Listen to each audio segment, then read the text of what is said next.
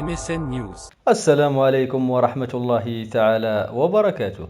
مرحبا بكم أيها الأعزاء في هذه النشرة الإخبارية، وإليكم أهم عناوينها. بلاغ عاجل من وزارة الداخلية.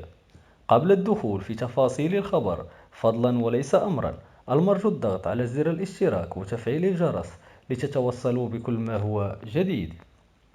إليكم تفاصيل الخبر. عاجل. وزارة الداخلية تعلن على أن الشباب المستفيدين من شرط السن المذكور على أن بإمكانهم ابتداء من تاريخ الإحصاء على أن يتأكدوا من نفس الموقع الإلكتروني على إدراج أو عدم إدراج أسمائهم ضمن قائمة المجموعة المدعوة لملء استمارة الإحصاء من أجل أداء الخدمة العسكرية.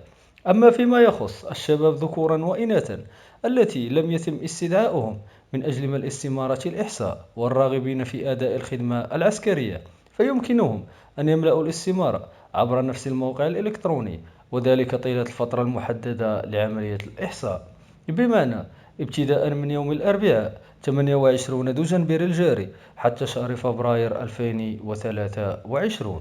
ونفس الشيء بالنسبة للجالية المغربية المقيمة بالخارج المسجلين في القنصليات والراغبين في الولوج إلى الخدمة العسكرية.